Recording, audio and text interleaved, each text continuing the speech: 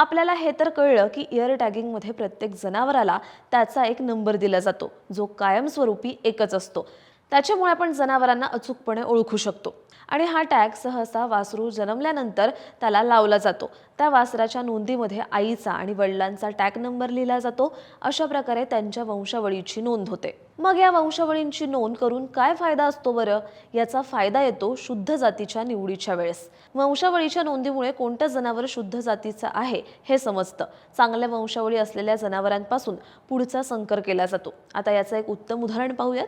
उत्तम प्रतीच्या दुधाळ गायीचा वळू हा पुढच्या संकरासाठी उत्तम मानला जातो, कारण दूध देण्याच्या क्षमतेचा जो गुण असतो तो वळूमधून पुढच्या पिढीमध्ये जात असतो.